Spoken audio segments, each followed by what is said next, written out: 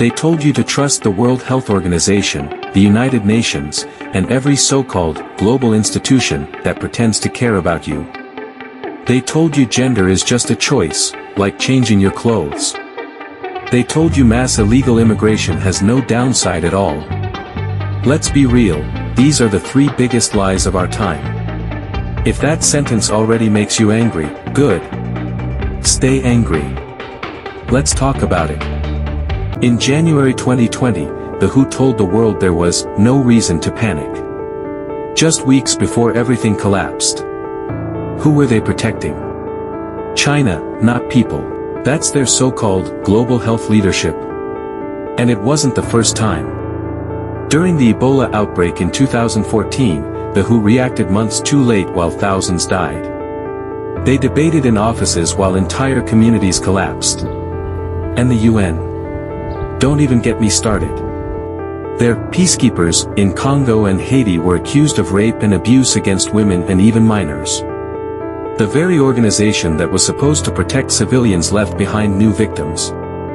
What about Srebrenica in the 1990s? Dutch UN soldiers stood and watched as over 8,000 Bosnian Muslims were massacred. That's what UN protection looks like.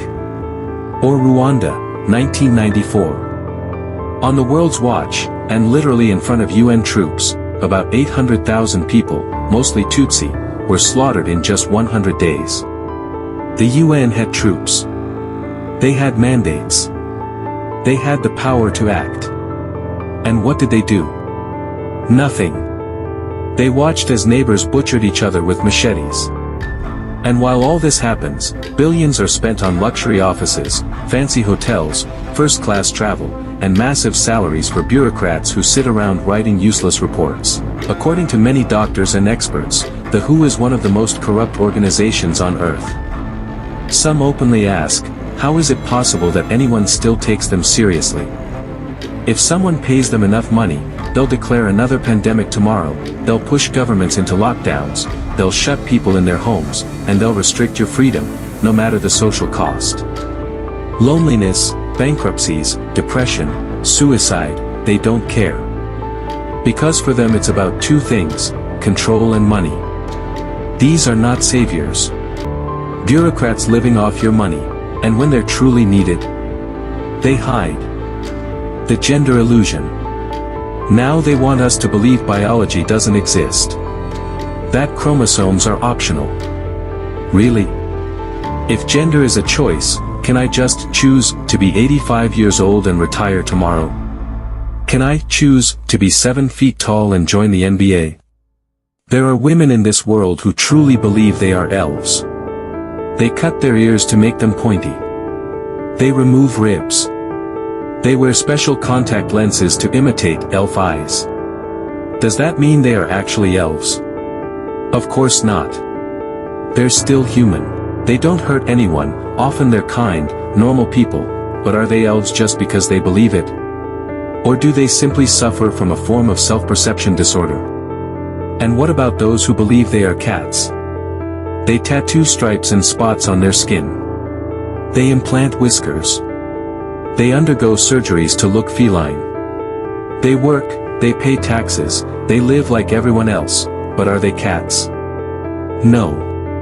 They're people with a fantasy. And now the question nobody wants to answer, if gender is truly just a choice, then why can't anyone naturally choose their genitals? I'm not talking about artificial surgical replacements. I'm talking about original, natural male and female genitals. If someone claims they can switch genders at will, prove it. Show the world that today you have a woman's body and tomorrow you have a man's body. Not scarred by surgeons, but a fully natural body. One day with a womb and ovaries, the next day with a penis and testicles. Where are these miracle workers? I'll tell you where, they don't exist. Because talking nonsense is easy, proving nonsense is impossible. And that's why every sane person knows, there are only two genders, no matter what illusions some people invent.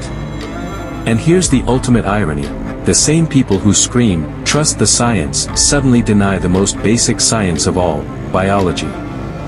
If you say water is wet, they'll try to cancel you. Mass illegal immigration. They say, it's just people looking for a better life. True. But when millions enter illegally, who pays? You do.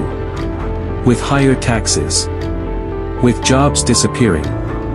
With crime rates rising in certain areas. Look at Sweden. Look at Germany. Even mainstream media now admit there are integration problems, rising crime, cultural clashes, but you're not allowed to talk about it. If you do, you're immediately labeled a racist. The elites. The experts. The NGOs. They count on your silence. They want you to shut up, obey, and clap like good little sheep. But here's the truth, the WHO and the UN are filled with gender is not a costume. And mass illegal immigration is a ticking time bomb. You don't have to agree with me. In fact, I dare you. Prove me wrong in the comments.